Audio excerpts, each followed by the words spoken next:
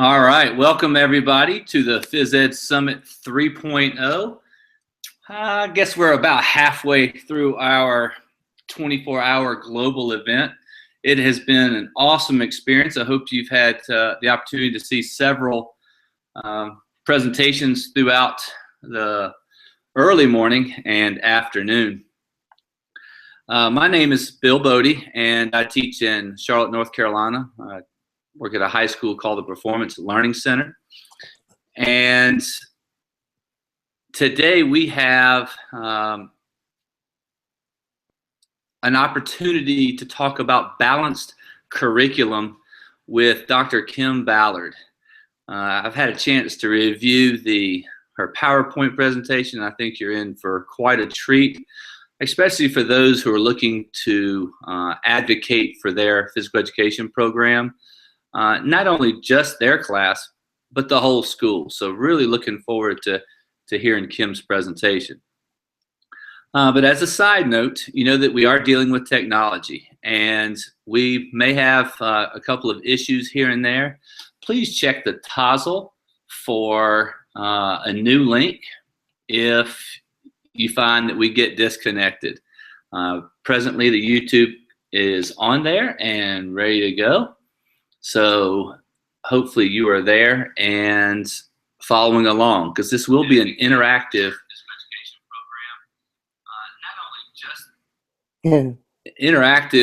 presentation. Sorry, I had my toggle on, so I was watching myself. That's kind of bad, isn't it?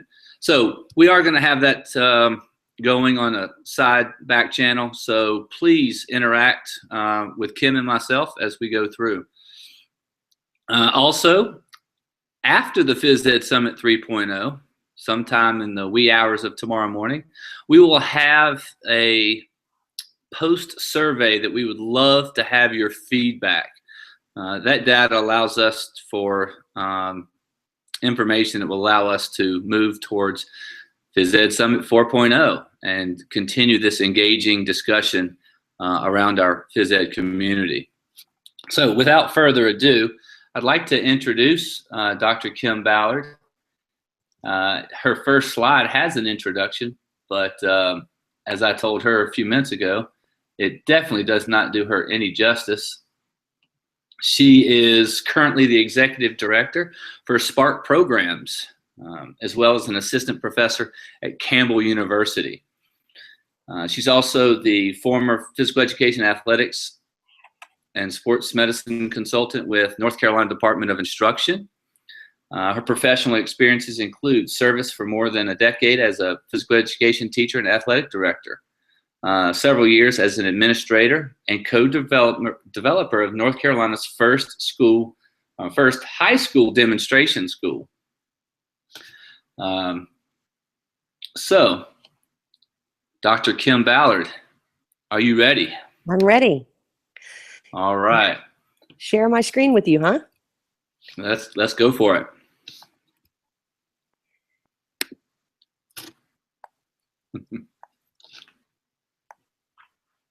All right.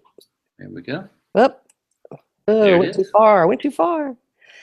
Hi, everybody. Thanks for joining us. And as he said, I just wanted to give you a little background that I started my career as a middle school and high school physical education teacher, where I spent a good 10 years of my life and absolutely loved teaching.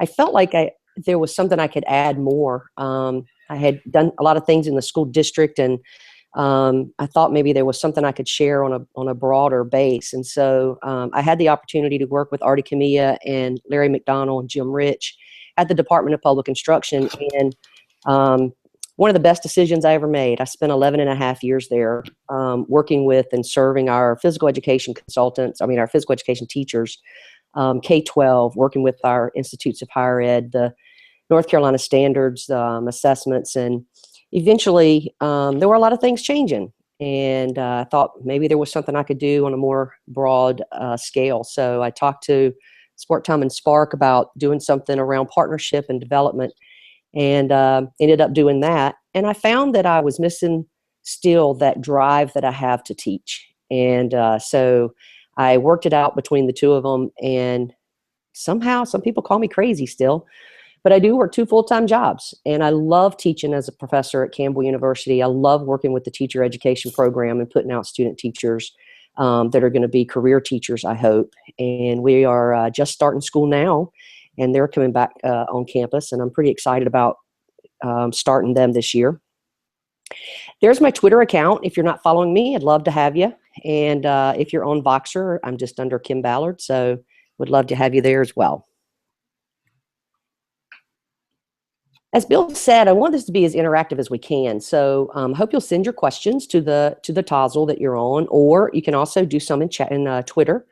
And the hashtag that we created was hashtag BCPE15. That's for a balanced curriculum, physical education 15 in Twitter. And what gave me this topic was the fact that so many of us, we think we're doing a good job, or we feel like our school is doing a good job, or in some cases we feel like our school's not doing a good job. And the whole point is to do a little, dig around a little bit, do a little research and find out where you are. And I wanted to present some of those tools. At the Department of Public Instruction, we were receiving lots of information. We knew our subject areas were slowly dwindling, especially in the specialty areas. So this balanced curriculum became really important to us.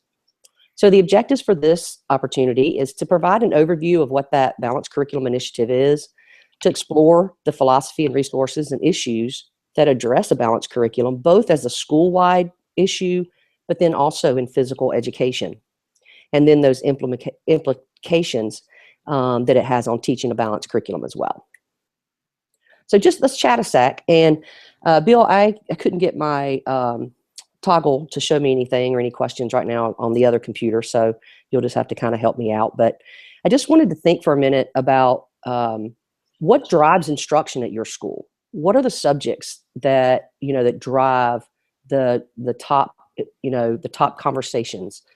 Who gets the most time during the school day? Is it core subjects?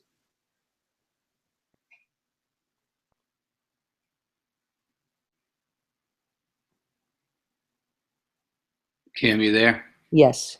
Okay. Just wasn't sure if we were getting anything. What we saw on some of the Twitter accounts earlier were was reading and math primarily, were where a lot of time was being spent at the schools that responded. But the point is, it's important to gather that information and see what the strengths and the challenges are.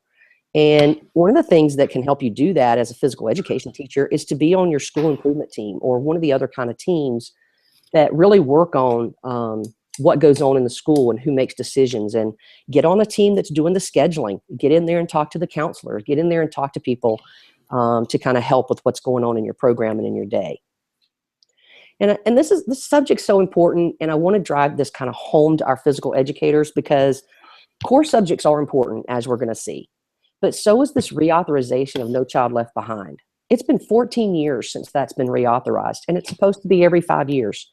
So we've had a long run, and that, by the way, that's not too untypical. The time before that, it was close to 10 years as well before it was reauthorized. But this reauthorization has a lot for us. There's a House version at the current time and a Senate version.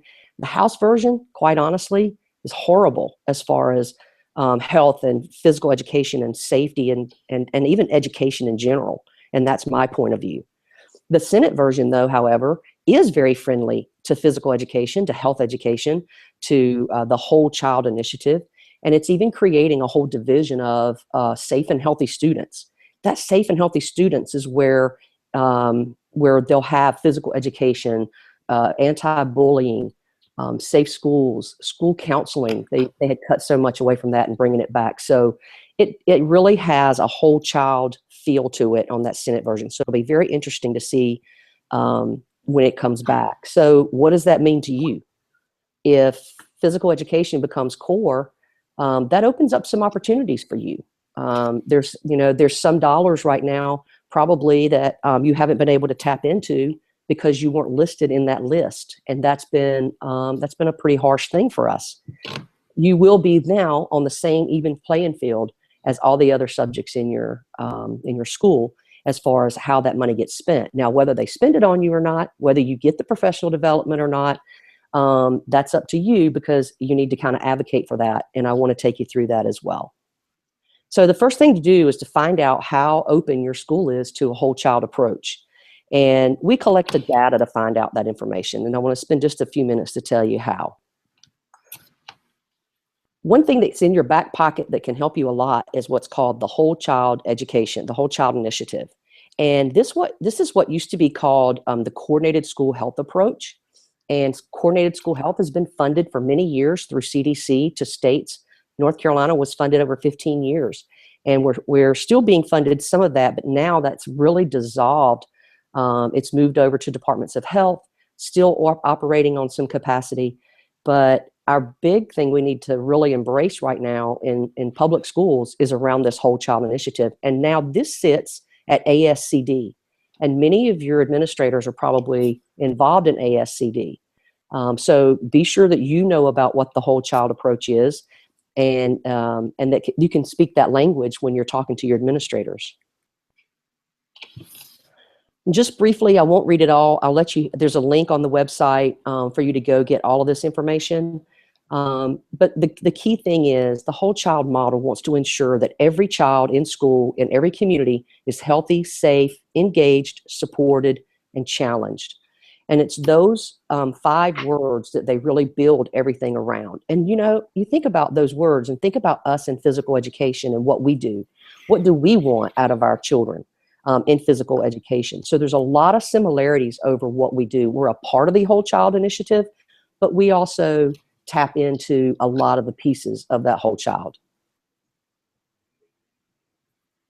So those tenets, again, that each student enters a school that's healthy and learns about practices of healthy lifestyle. So they have that opportunity through health and physical education, but not only that, but that the other teachers are teaching that as well.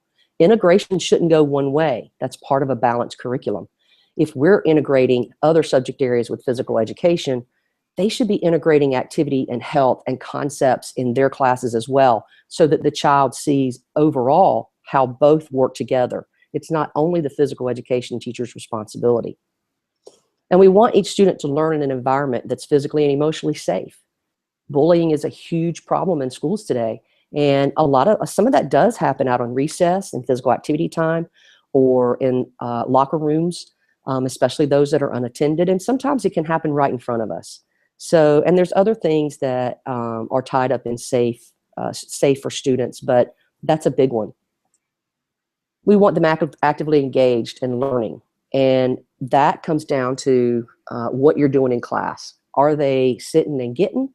Or are they up and engaged and in centers and moving around quickly? Are they sitting around listening to you talk as a physical educator, or are they up and engaged in learning? Each student has access to personal learning and is supported by qualified adults. We also want qualified physical education teachers teaching physical education. Some of our states still haven't gotten there yet, and we certainly think this whole child approach and a balanced curriculum should have certified folks teaching the curriculum. And I think that being part of Common Core is going to help that as well. And each student is challenged academically and prepared.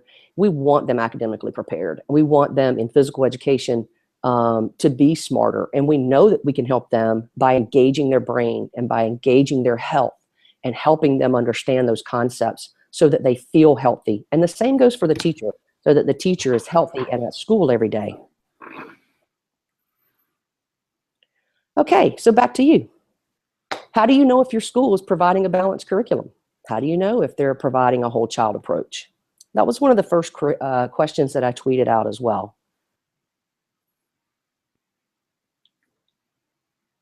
So the background for this project, though, was to find that out. And so at Department of Public Instruction, we were hearing that courses were getting cut. The more that the pressure was on for No Child Left Behind, the more my physical education classes got pushed back. I have some, I won't say the district, but it's, once every 7 days. We have some that's on a wheel schedule, and some schools that, quite frankly, really let kids skip it if they just don't want to take physical education. And that's just unacceptable. We shouldn't have that happening. So we form curriculum committees, And we produce these documents to be able to go out to the principals and superintendents and teachers all across North Carolina. We worked on one for elementary and one for middle school. Now, I share you with that because I think it's not just important to know that we did that. I think this is a path that you can take. So what if you find out, have a committee at your school who's interested in this new piece of legislation that's coming out that's going to have this safe and healthy students in it. So why not form a committee at your school that's safe and healthy students, and you take the lead. Find out what's going on in your school. We surveyed over 3,000 principals, over 3,000 teachers and support staff, over 200 principals and assistant principals to gather all kinds of information. So I'm not sure what we have in the room, Bill, but I want to see what classes are heavily emphasized at the schools of the folks that may be in the chat room. Well, those folks can respond at the TOZL link that's in the conference program, or they can tweet it out at hashtag PhysEdSummit, which I'm following both. Coach Perillo, really liked what you said about the two-way street with physical activity, which I definitely agree. Trying to get our high school teachers to integrate some activity instead of that sit and get that you were mentioning before. Yeah, so the ones that are usually quite typically heavily emphasized have been just probably what most of you are thinking. 44 of the administrators, 44%, almost half of them said they were doing double blocks now for English language arts, a bunch of them for math, and the others in social studies or science for half the year. So when you're double blocking, like at the middle school or even high school levels, or if you're spending extra time even at the elementary levels, something has to give. So what gives? It's those that typically become, was question 2, if you'd like to respond, or which ones are underemphasized at your school? What went to the bottom of the line? What went to the bottom of the list so that it became less important than math and English language arts? And unfortunately, we let this happen to ourselves because quite frankly, we're just as important as anything else in any other subject. And that's what this whole school approach is about and the whole curriculum piece is about. That's what I like about the information that you're giving today. It helps give us, for a lack of a better term, ammunition to help us advocate for our physical education classes. Super Dan PE on TOZL says, do we as PE teachers deliver a curriculum or a program? Very self-reflective. Definitely is. Yeah, that's a great question. And that's one of those things that you have to really think about. We're going to talk about what goes in a balanced curriculum here in a few minutes. So I'm glad that you're thinking that way. You'll see, if you do this study in your school, you're going to see the same evidence that we did. It's just that you'll have a little bit of data.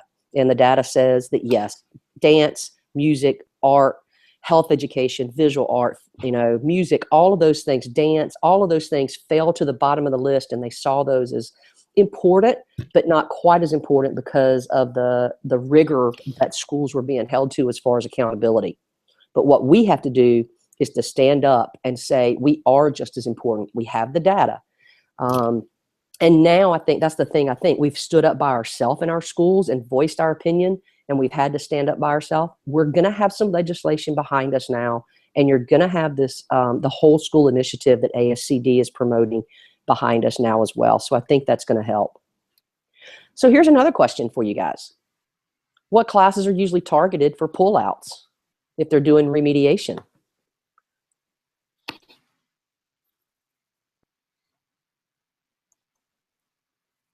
I'm just giving you a few minutes in case anybody says.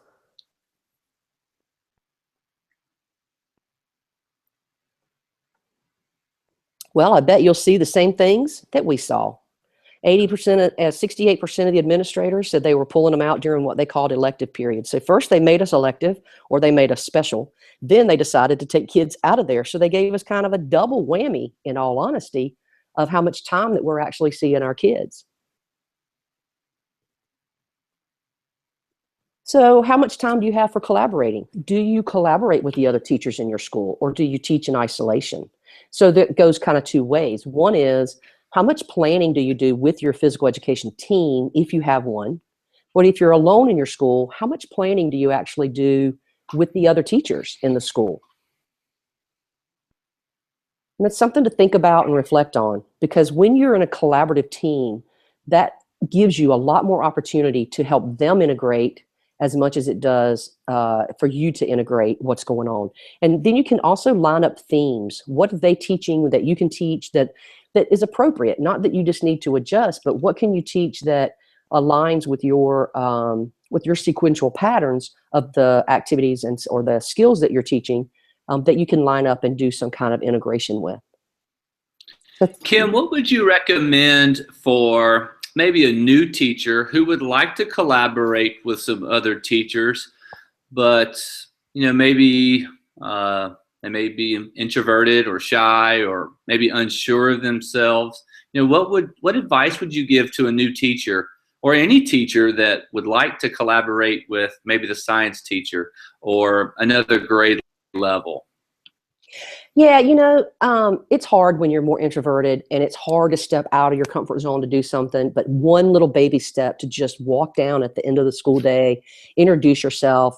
There's some advocacy tips I'm going to talk to you a little bit later. But one of the biggest ones is make friends before you need them. Get to know some of your staff before you go down to ask, can we be a part of something? So I think that trying to develop relationships with people within your school will help you tremendously. And if that takes you a year to get close to people, then so be it. But take those baby steps, to get to know people and before you need them for something. I think that's the best advice that I can give. Yeah, I think that's great advice. Great advice. Meet them before you need them. Yep. Nobody likes to see you coming if all you do is ask for something. That's right. That's right. Well, and what you'll see, and this is true of most schools today around the country, is inadequate planning time. First of all, it's not in our time of the day because our schedules are so tight. We don't have active planning times, and then of course integrating. It seems like most of the time we have to integrate, but nobody's integrating outside. And I think building these collaborative teams, your learning community, your professional learning community within your school can do that. If you have a team within your school, and if not, check on that. Find out who's on teams. If you don't have them, see if there's somebody that you can buddy up with and get one started. Some people have wellness teams. Get on the wellness team for a year to meet people if you need to. School improvement teams. Get on a school improvement team and get to know people, see what's going on, because we also have to understand all the issues that are going on in the school day and be compassionate about that. It's not that they just don't like physical education. They have a lot of issues, but if we can be at the table and part of the problem, I think that'll help a lot. And of course, most state-mandated tests are closely aligned with their standards, and that's a good thing. But teaching a balanced curriculum helps them prepare for those standardized tests, not just sit and get. And that's the concept that's so hard for people, and it's hard to show people, and people have to take a chance. Administrators have to take a chance, but I think that's why this is good. This whole child approach being under the ASCD realm is good for those administrators to see and hear about the brain research behind how successful kids can do as long as they have all these areas. So what does a balanced school curriculum look like to you?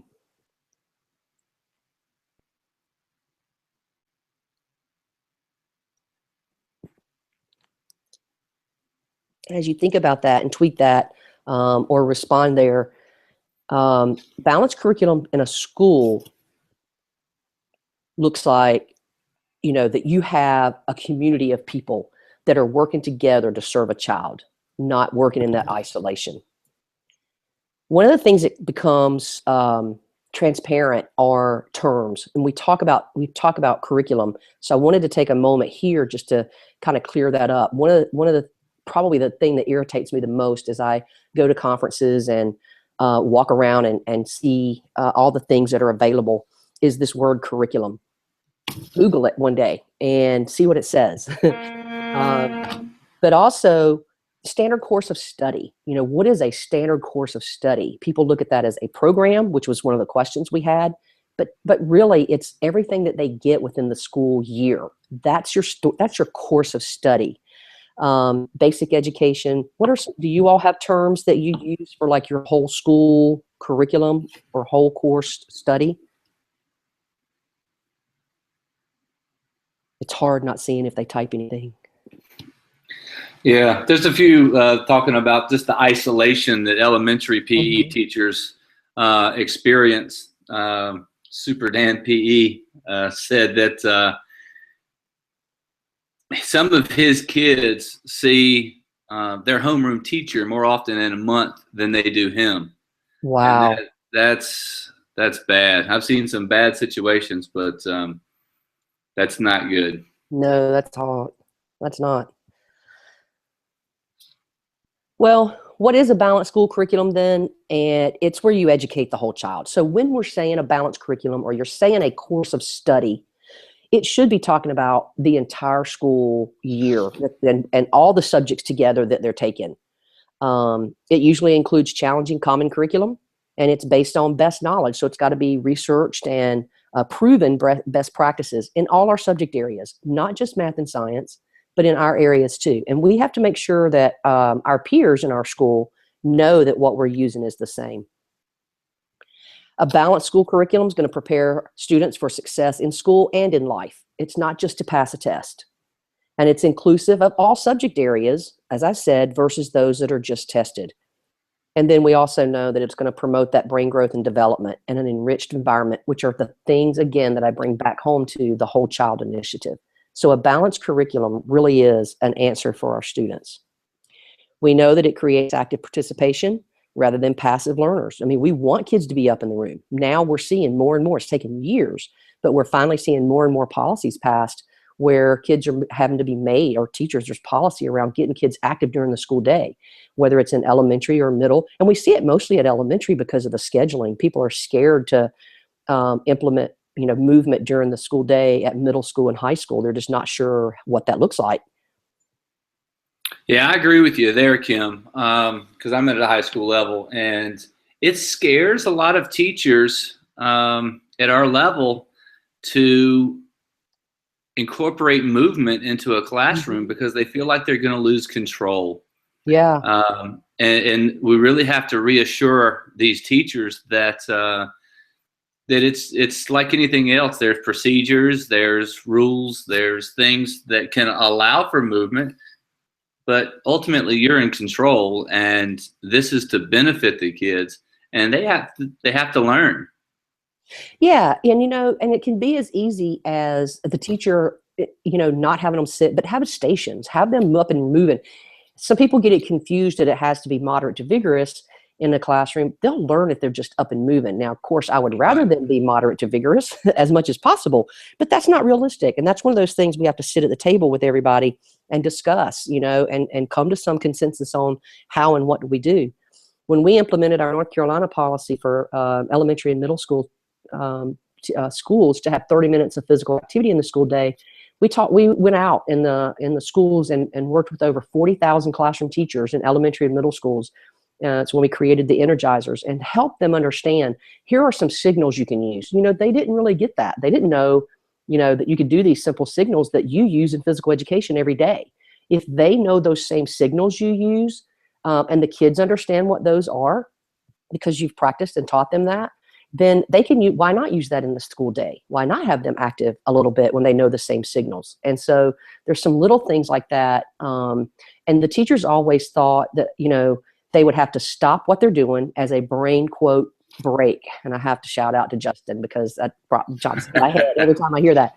But it's right. And that's what teachers think. I have to stop what I'm doing, get kids active, and then bring them back. And that shows the disconnect between understanding the movement that's being asked for in classrooms, because it's not to stop what we're doing. It can be integrated. It can be something that's tied into that subject area. It maybe have nothing to do with it, but it's still not a break from it. Exactly. So what curriculum is not? And this is what some of the things you guys have mentioned. It's not an individual effort. So if you're teaching in isolation, then we're not in a balanced school scenario. Planning and teaching to a test, and this goes for in our area for fitness testing as well. If that's all that we're doing is teaching to the test, we're doing kids a disjustice as well. Teaching only English, language arts, science, a one size fits all. That approach, that's not a balanced school as well. And of course we need assessment. So if we're just teaching and we're not doing any kind of assessment, then we're doing an injustice. It's not part of a school curriculum. I got an amen for you. All right, go ahead. Woohoo! Teaching to the test or text as well. Now we do test, but also to a text. So if all I'm doing is reading a book and having kids answer questions, whether it's in health, whether it's in fitness, whether it's in math or science, that's not a school approach either. So it really is about getting kids up and active, and teaching favorite, most comfortable topics. If I'm only teaching what I want to teach and not what the kids want to know a little bit about, then, really, I'm not going to have them in that engaged and supportive environment. When I was at high school, one of the reasons we had the demonstration school at the high school level was because I surveyed my kids and I asked them what they wanted to do. What do you want to take? I was like, I'm a good teacher. Why are you not wanting to dress out and participate in PE? And it was really embarrassing what they said. The kids, unanimously said, Coach Ballard, we've been doing volleyball since the 4th grade. And you know what? They were right. And they were doing it just about the same way. Without the progressive skills, they still didn't have the skills they needed. And it was very frustrating as a high school teacher to get kids for, half a semester in physical education, half a semester in health, and they have no skills. What do we want to do? So I had the last time at them that I could have. I was the last effort to get them turned on to physical education. And we did what you call a drop ad, like you would in college. And we had kids go around and sign up for the activities that they wanted to teach throughout the semester or throughout the year. And I'm gonna tell you, just by chance, their fitness scores went out of the roof. Their engagement, their participation went out of the roof because they had choice. And y'all, that was 20 years ago now almost. So it's something we're still not giving kids input into their program. So I think that when teachers stop teaching what they want to teach all the time, there's some things we have to, but give kids some input in the program, they get more engaged and involved. And fake integration is another pet peeve. At 10th grade, if I got kids in PE and they're keeping score in basketball and you're going to tell me that that's integration, I'm going to say that is fake integration. Because that standard of adding 2s by 2s or 3s is not integration for a high school 10th grade person. That might be for a 2nd grader. So that is a fake integration. But what they can do is take other data. Some of the other presentations I've seen today, one was on the sport ed model. Great place to gather data and keep that data and look at what's going on and analyze the data and see what's going on. Use some of the skills that they would take in math. So that's the difference in fake integration and regular integration. And then this was mentioned already. A balanced school program is not a balanced school curriculum is not just a program. And it's not only for some children. It is more than that. Why teach it? I hope I've already given you some of those reasons. But fundamentally, it's a complete program of education for a kid. And I think if they don't get a full balanced curriculum, schools are going to be held liable. At some point, they're going to be held liable. And you're seeing this happen with universities around the world now, but it's going to come back to our schools as well if we're not offering them a balanced curriculum. So let's talk a little about school and the bigger picture. I'm going to focus a little bit more on just physical education then, and what would it look like? So I tweet that out of what a balanced curriculum might look like in physical education using the same concepts that I just mentioned.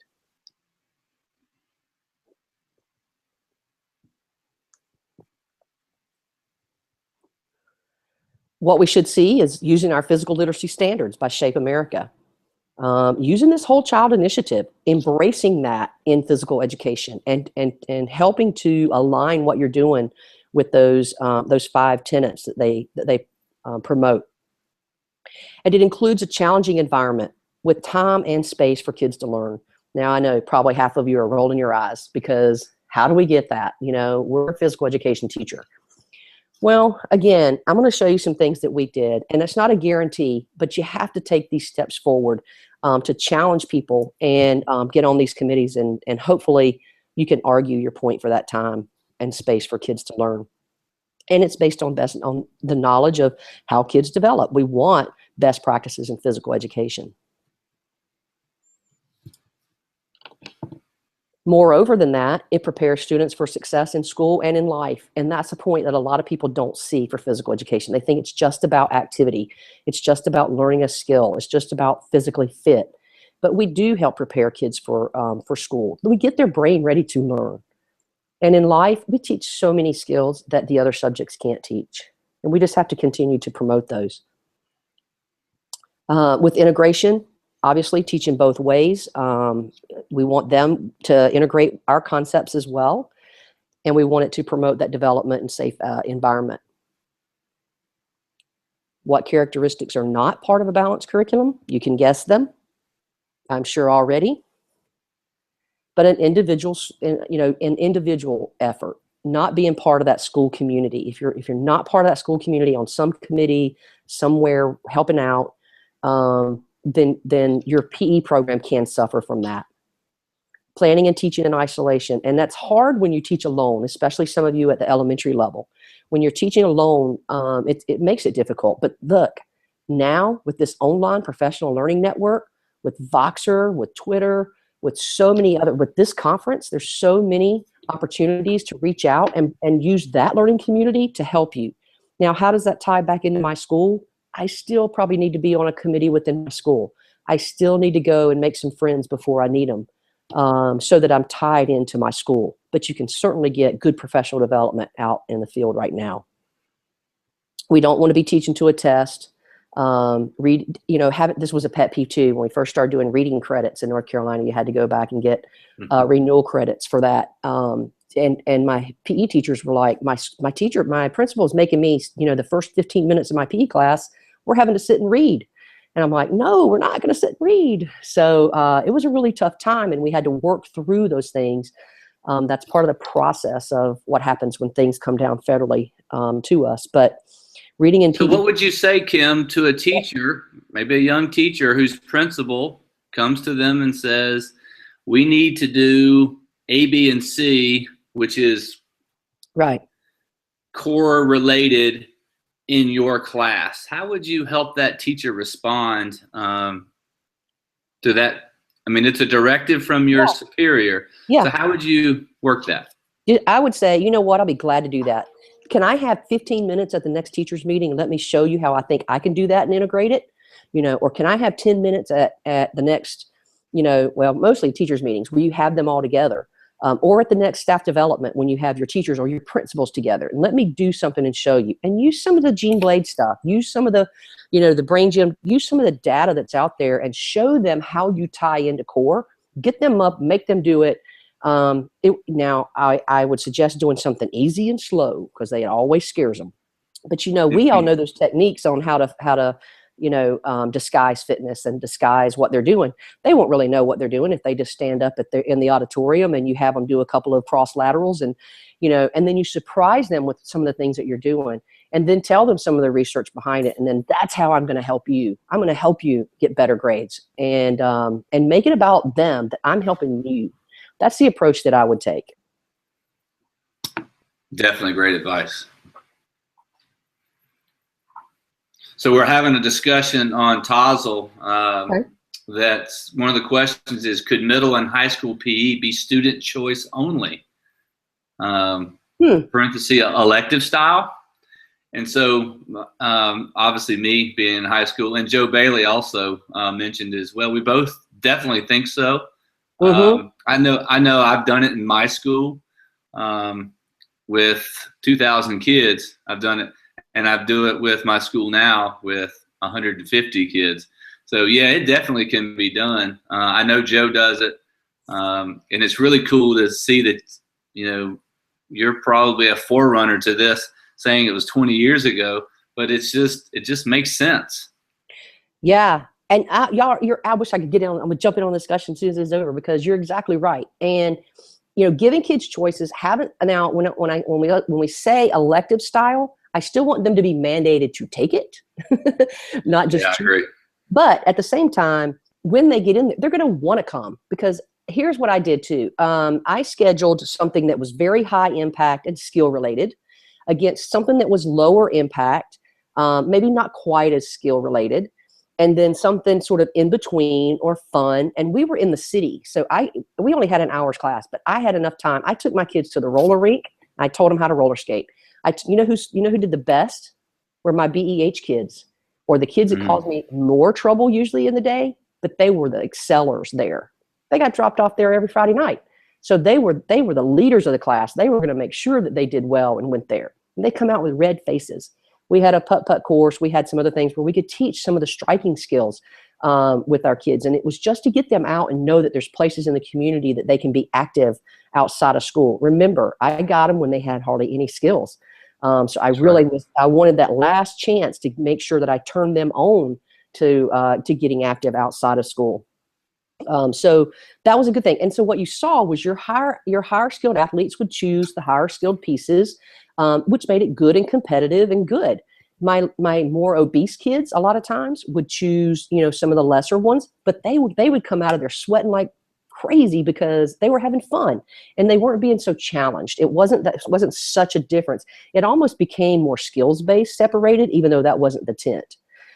It was really about giving them choice. And then we said that you could take that once. So if a kid chose basketball, the very first session, they didn't get basketball again the entire rest of the year.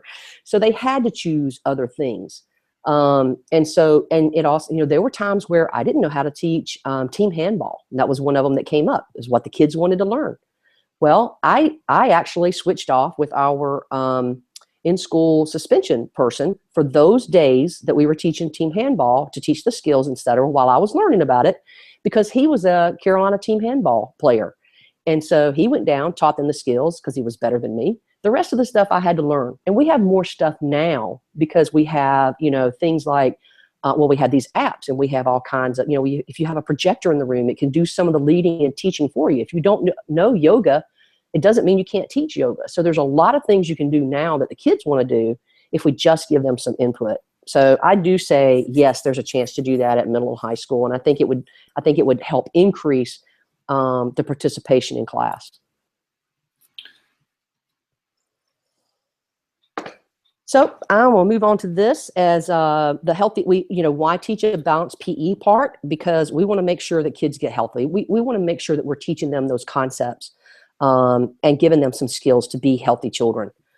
We want to teach them the life skills. We want to make them have connections. It's important, especially at that middle school level, that kids feel connected. They either get connected or they get unconnected at a school. And in physical education, we have a great opportunity, and especially if there's a whole school balanced curriculum and everybody's kind of working together, you create an environment of safety for those kids. But if nothing else is going on, let's do that in our physical education class particularly. If you want to give your physical education curriculum a check, go use the PCAT, the CDC PECAT. It's Physical Education Curriculum Assessment Tool. It was developed by CDC, and it goes through, what all you might have. It's just a checklist. It's just an assessment tool to see when you're looking to purchase something, when you're looking to just evaluate your program. It's a great assessment tool for you to do. And it says that a curriculum is a sequential system. It doesn't say a program, but a curriculum is a sequential system for delivering those learned experiences to students, and that it has that framework. So it's not just lessons that we're providing, it's the whole picture. So I think that's a great resource for you to start with, to see where you are in your own program first. And here's what some of you have been waiting for, I'm sure. How would you advocate for a balanced curriculum program at your school? What do I do? How do I get started? Yes, these are things that are important to me. So as I said, make friends before you need them. This was something I learned from my superintendent at Department of Public Instruction, Mike Ward. And he said, there's nothing worse to a principal or a superintendent to see you coming down the hall to them when all you do is ask for something. But they love seeing you come down the hall when you tell them, hope you have a great day today. Hey, that was a great meeting yesterday. Or, something good that's going on, something personal. Go in and get to know them. Care about what's going on in the school, not just about physical education. So care about all the things going on in the school. Make friends before you need them. Collect data and plan. If you go in and you just say, I know this, they're going to say, how do you know that? And it may be true, but you really need to kind of do some surveys, collect some information. The way to get change in your school is through data. Communicate. Lots of ways to communicate. Email is important. Face-to-face is very important. It's hard for people to tell you no when you're face-to-face. It's a little harder, not hard, but a little harder to tell you no when you're face-to-face. But again, if you're communicating about other things, and maybe that you're the first one in your school that says, hey, what are you teaching this week? How can I help you integrate that? Go to them and ask them that. Find out what you can do to help them first. Take the first big step and be open enough to do it. And then you're the one that changes it in your mind. Like, how am I still teaching physical education, but I am integrating social studies concepts? Because he's going to be my biggest advocate this year in school. I know it. So how do you team up with him that way? And then make folks smart before you make them mad. I hope you know what that means. But if you know something's coming and it's going to, one of the biggest things I did at Department of Public Instruction is when we had our abstinence until marriage legislation come through. And we didn't want to fight for abstinence to marriage. We were at that time fighting for abstinence. I'm sorry. We were fighting for abstinence, but not abstinence only. And so, we went to our superintendent. He did not want to get into this fight at all. But we told him, here's the data. Here's where we need to go. Here's what we need to do. Here's what's going to come from behind. Here are all the arguments they're going to throw at you. Here's everything bad that's going to come at you. And here's how we respond. And let them make their decisions. They may still tell you no, but what they'll do is respect you for giving on both sides. A lot of times we go to people and we tell them what we want, and we don't tell them what's going to come up and bite them in the backside. And when you set them up once like that, they won't trust you the next few times. So make folks smart before you make them mad. Read the research, and then be sure that you're ready for a balanced curriculum as well in your school.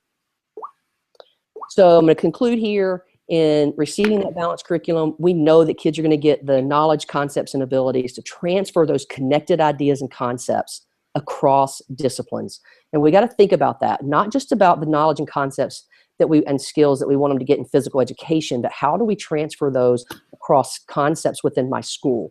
I have to do it within physical education first, but then outstep that to what's going on in my school to make sure that they receive a balanced physical education curriculum, but then also part of the balanced school curriculum. Now, there's a document that we did just in following up, and we collected some of these samples and scheduling. People are like, well, how do you schedule for more PE? Well, we did it. In this document, there's actually a link on the toggle page that'll take you to download. It's got looks like a child kind of raising their hands up. It says the balanced curriculum on it.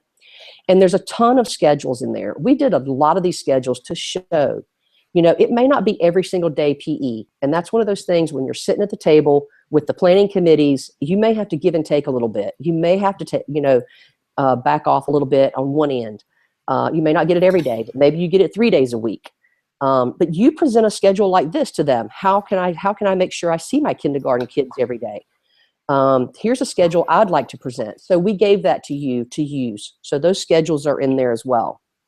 And then we gave you days in life. Some people like scenarios. So however you need to present to your principal or to your committee or to your department chair, whomever you're going to start with, it gives you a glance of what would the day look like in physical education per se. But it also gives you the day in the life of a social studies class. So here's a social studies teacher. But what would that look like when you're integrating, when they go to physical education, or how you're integrating some kind of a concept or activity within your class? So it gives you sort of the both ways look at that. So those scenarios are really good. There you go. The two links, the whole child initiative is one of the links there on the website, as well as the elementary curriculum has most of those schedules and stuff in it. The middle school or the secondary one has more of a PowerPoint with a lot of this kind of information, but both of those are located on the web, and they're also on that toggle page there. So I wanted to kind of finish with this. What about you? With all you've heard today, what's going on well in your school in regards to a balanced curriculum? And what are the roadblocks?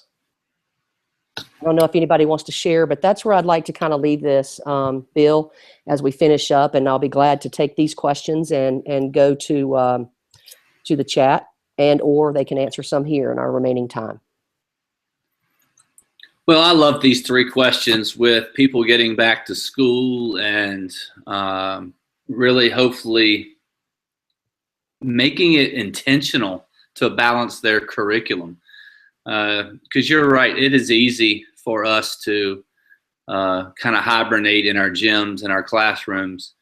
But hopefully, through the research that you've given us, that people will be able to be intentional in their planning. And, during those work days, going up to an English teacher, going up to a 4th grade teacher and say, hey, what are you planning? I've always found that when you start talking to folks about what they're doing, they open up and they just talk away. And it just gives you that foot in the door to say, well, and as you're a good listener, you'll hear ways that you can integrate their learning into your classes. And it just really bridges the gap between physical education teachers and other teachers. So yeah, I definitely like these last 3 questions that people are putting in. We're having a little side discussion on Tassel just about how we're running our units and how we're running our classes. So we've got people. You've definitely got people thinking about their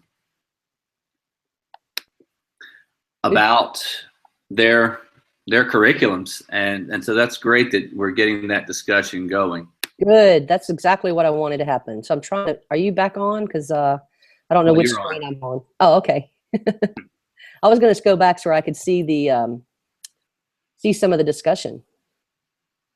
Yeah, John and Joe are talking back and forth about their units. Oh, good. And how their classes are set up.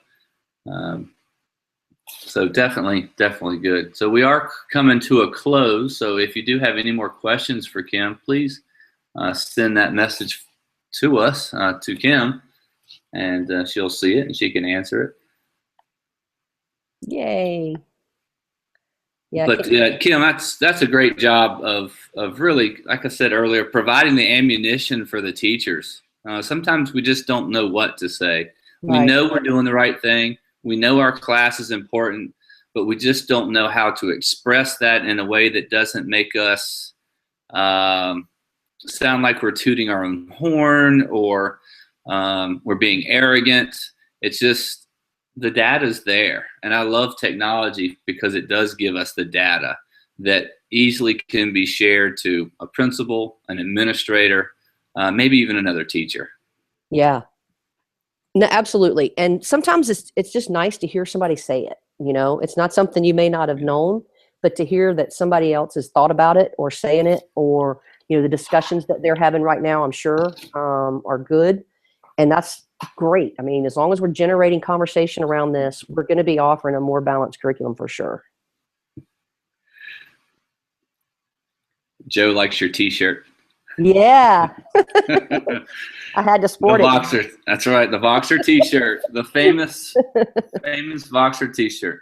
I love it. I love it. Well, I certainly enjoyed this very much, and you were awesome. I want to say thank you publicly because I was so nervous. It was my first time, and I was really scared, as you knew, and you helped me so much with the presentation and getting the nerves out and just relaxing and doing this. And I really, really thank you a lot.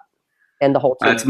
It's my pleasure. PhysEdSummit team really comes together, and Kymm, you're a rock star. So I knew it would go well. You just had to kind of get your feet wet, get out of that comfort zone, like you said earlier, and you knocked it out of the park just like I knew you would. Oh, thank you. All right. Thanks everybody. Kymm. So as we conclude, again, thank you for joining Kymm and myself for a balanced curriculum. Anything that you've missed can be replayed on the PhysEdagogy website. Also, don't forget, after the PhysEdSummit 3.0, 24 hours, so we still have probably, half a day to go. we will have the post survey where we will ask you for your input. Really appreciate that, and as it gives us data, we can make PhysEdSummit 4.0 even better. So whether it's good night, good afternoon, or good morning, we'll see you at the next session. Bye, y'all.